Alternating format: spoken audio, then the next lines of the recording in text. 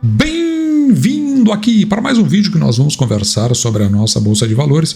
Hoje é dia 13 de fevereiro de 2024, é a terça-feira de Carnaval, um feriado, portanto, e nós vamos conversar um pouco, dando até sequência no vídeo de ontem, onde nós trouxemos perguntas e respostas, mas nós vamos discorrer sobre uma colocação advinda no canal que eu achei interessante, que é com relação a erros que acontecem quando a gente faz investimentos no mercado de ação, em particular com relação a esse Brasil, e também depois vou entrar emendando o assunto para ver o comportamento disso em relação à nossa Bolsa de Valores, Brasil, Bolsa Balcão AB3.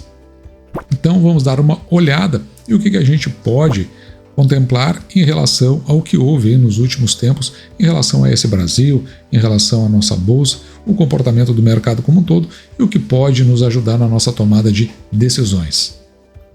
Eu vou começar aqui com esse comentário do Luiz Teixeira e depois eu vou discorrer sobre tudo. Esse barulho que você está ouvindo aí fora, estou com a janela aberta, é porque agora chove aqui na região, depois de nós passarmos mais de semana com temperaturas quentes em nível elevadíssimo, tendo que dormir de ar-condicionado e até às vezes passar o dia inteiro com o ar-condicionado ligado, em casa inclusive. Agora vem essa chuva, faz esse barulho, então eu estou deixando o barulho entrar. Espero que não atrapalhe aqui o vídeo que a gente está fazendo. Bom, mas vamos lá. O que diz o Luiz Teixeira?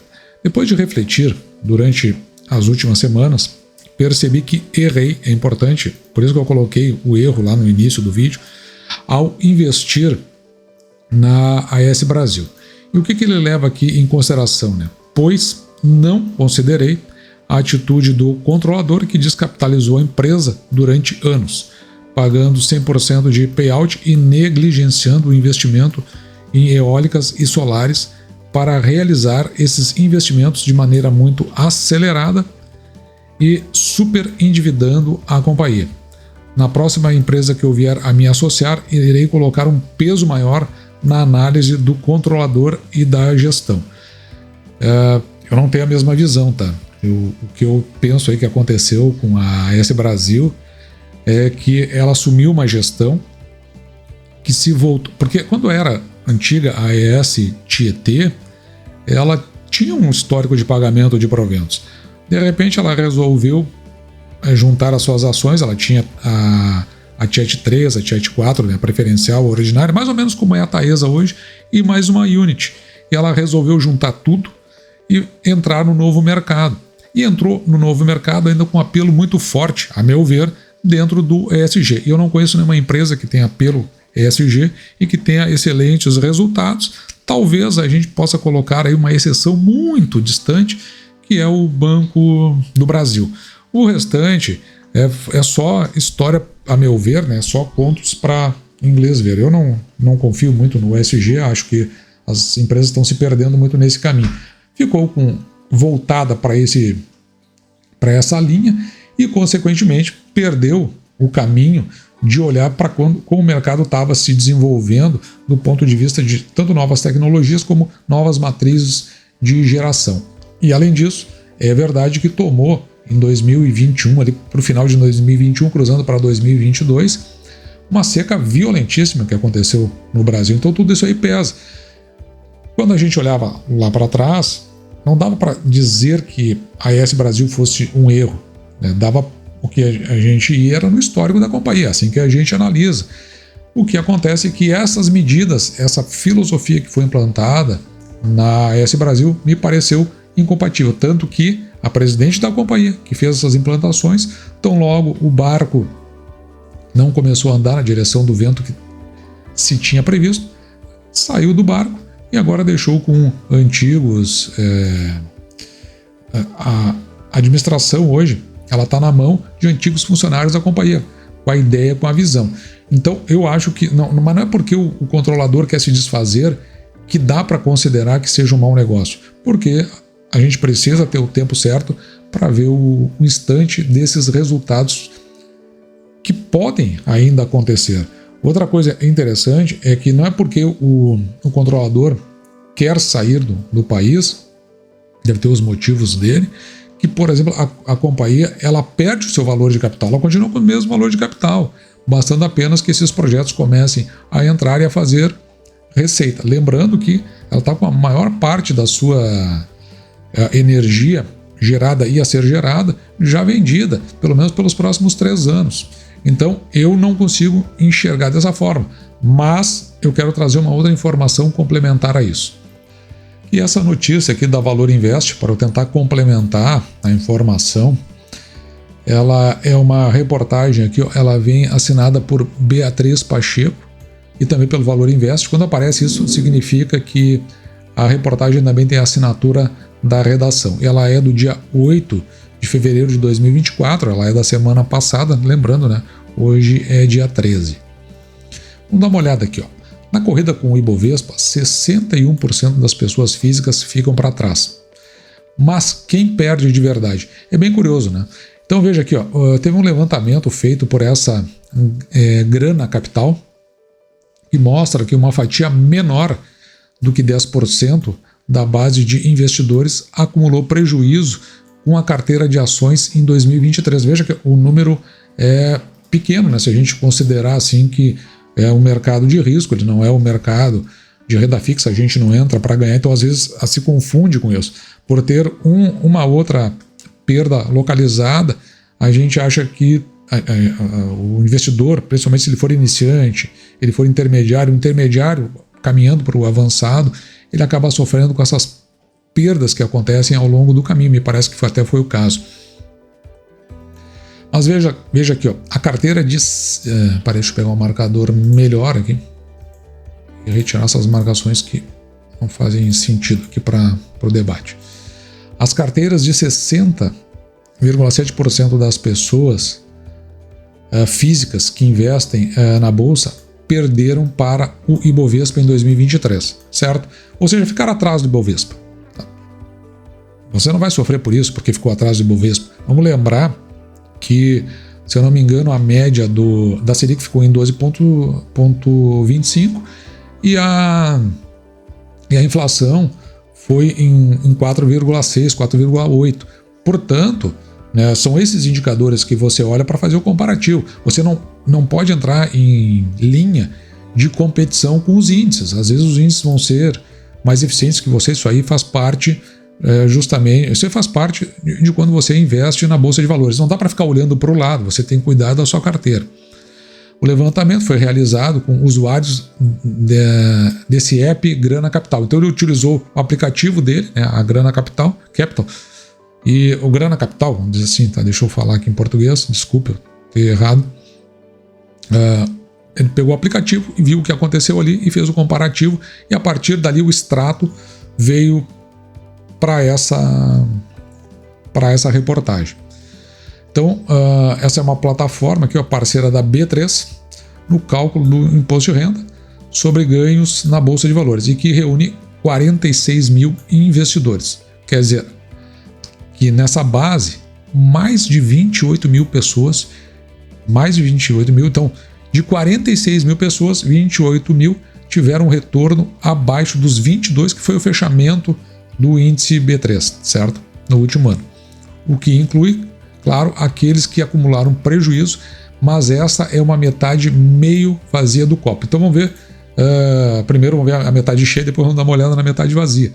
Deste grupo de investidores que perderam a corrida para o Ibovespa, ou seja, ficaram abaixo desses 22% aqui, 73%, portanto, 20.500 pessoas acumularam ganhos entre 8% e 16,7%. Pô, é um desempenho interessante, né? Você ficou acima da inflação, pode ter perdido para a Selic, mas lembrando, né, você é um investidor de longo prazo, supondo, né, que você não seja um especulador, então você não está fazendo essa competição, você só tem que ganhar, na verdade, do índice não, né, dos juros real da nossa economia. Você pega a Selic e subtrai da inflação. Então você vai ver que esses 73% ficaram acima do juros real, o que já é por si só, para mim, uma grande vitória, principalmente se o sujeito for um investidor iniciante, intermediário indo para o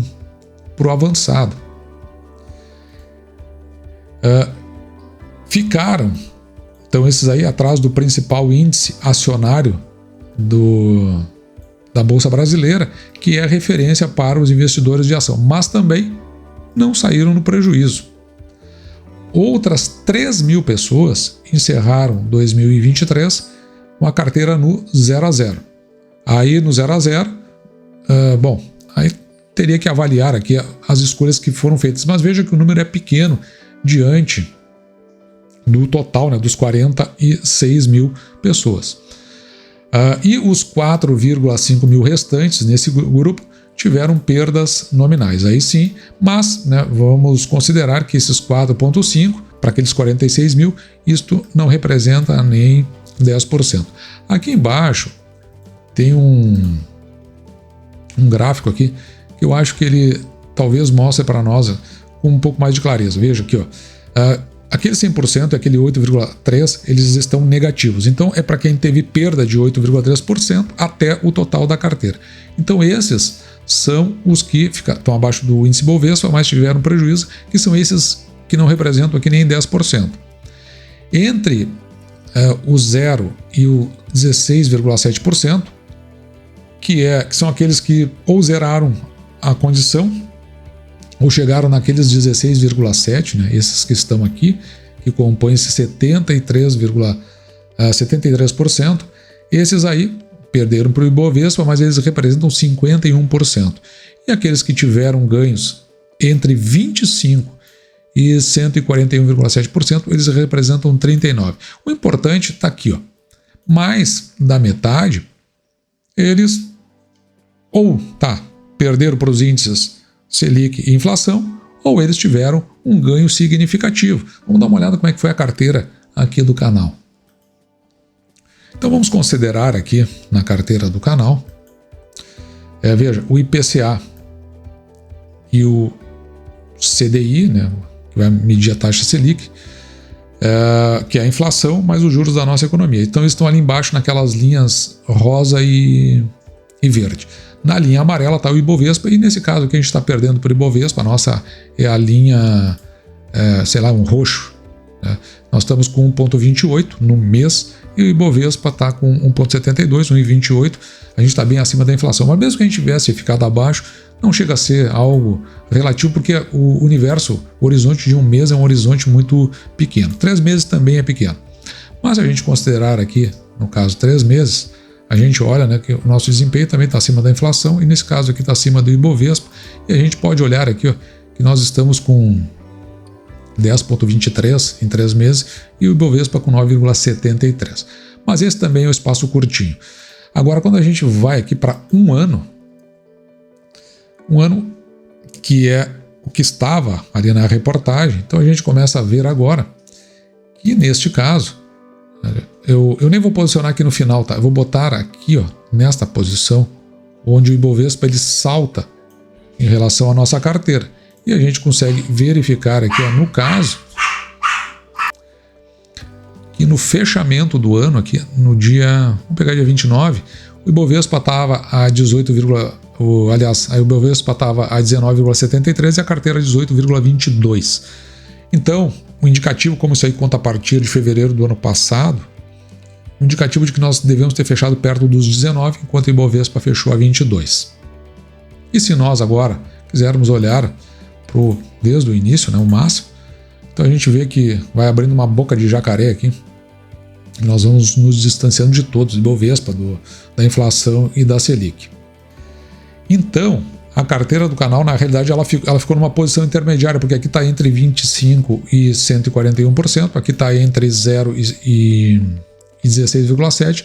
A carteira do canal está num patamar aqui assim, intermediário. Mas é um ganho interessante, está acima de todos os índices da nossa economia, então a gente acha que a carteira está com uma performance bastante interessante. Também teve aqui na reportagem 152 casos de perda de 100%, mas aí são esses que operam normalmente, né, eles têm uma tendência a operar alavancados e eles trabalham com uma alta taxa de risco, né, tomando recurso emprestado, investindo em ações que eles acham que vão valorizar aí durante um período, e depois, quando não atinge, então eles têm que cobrir aqueles valores, tanto das ações e mais o que eles têm que cobrir dos empréstimos. E a gente sabe que as empresas que fazem parte do índice, elas não têm deterioração de 100% de capital, nem que a vaca tussa, né? Por isso que a gente olha lá o patrimônio líquido da companhia, tem tudo aquilo ali para se desfazer antes de ter uma deterioração de 100%.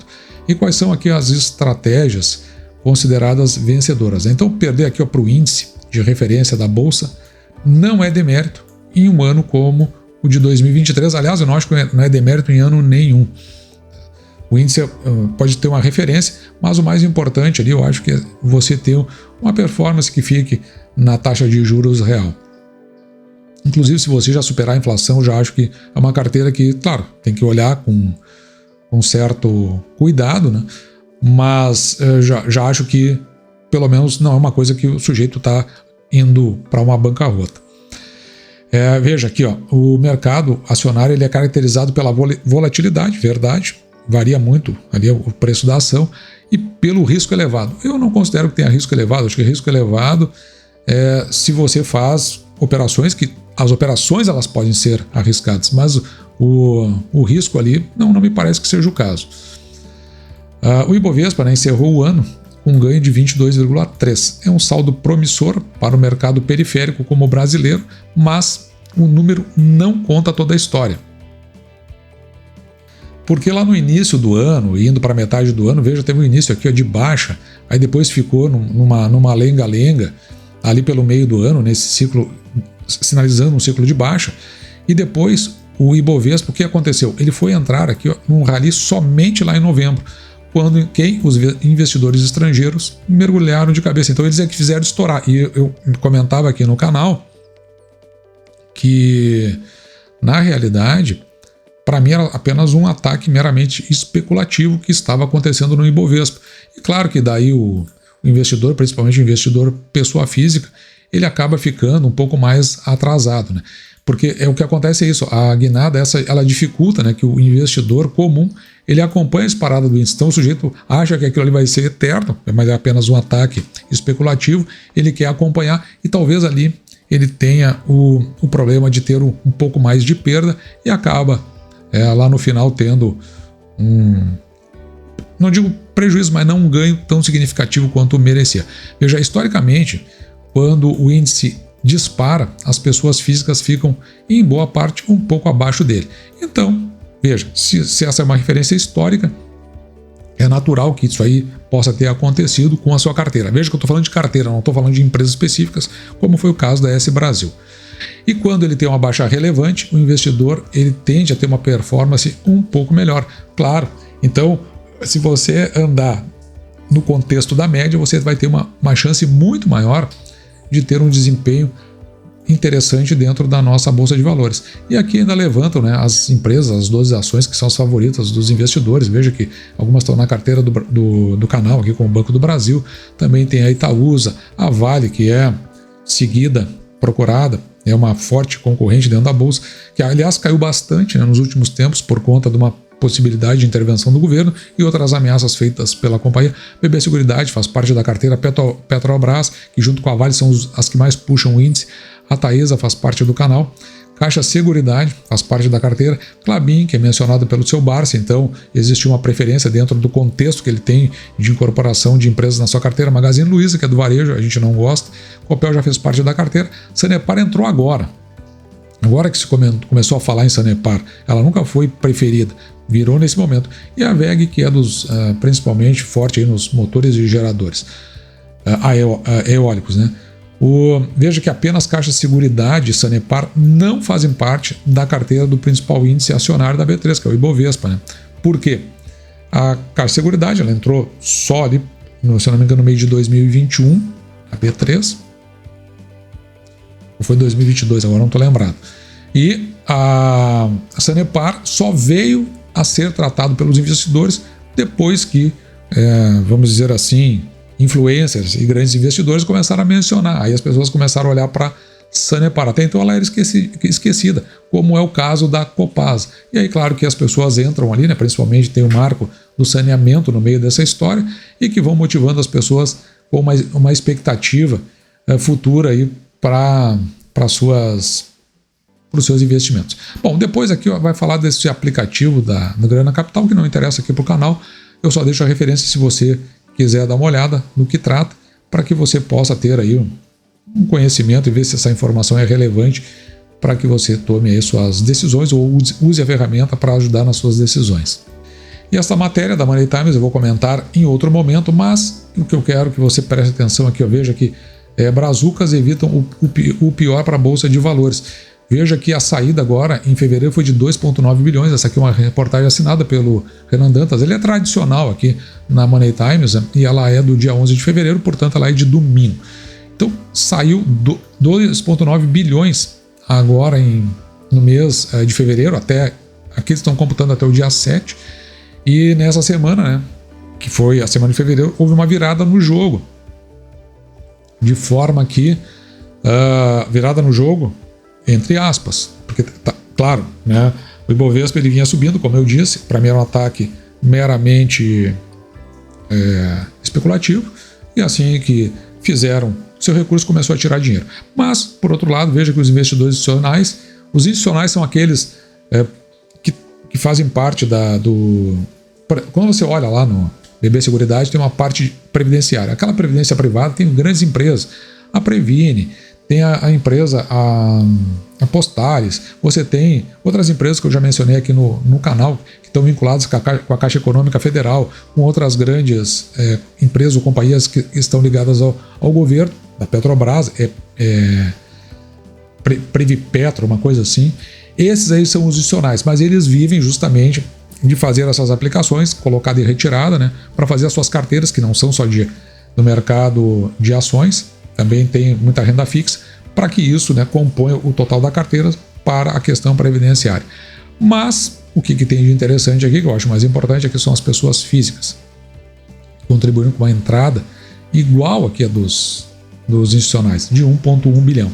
Então veja que isso aí foi o que não deixou que a Bovespa realmente desabasse já no início agora desse ano de 2024.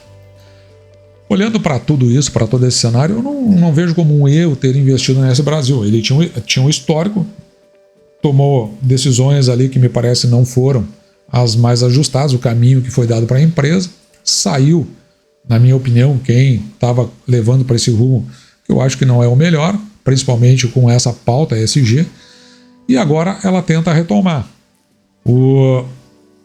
Houve esse anúncio, né, do principal um dos controladores, mas o principal deles, de saída do Brasil, da S Corporation, mas isso aí é uma transferência de capital para empresas que têm o porte, porque ela não vai se desfazer a preço de banana, eu concordo, porque essa é a afirmativa do seu Barça. Me parece, e tem energia comercializada já pelos próximos 3, 4 anos. Aliás, na verdade, pelos próximos 5, mas com valor significativo na taxa do 100%, quase no 100%, nos próximos 3 anos. Então, eu não estou vendo tudo isso. A única coisa que tem que ficar de olho é no resultado, que nós vamos ver agora quando apresentar o resultado.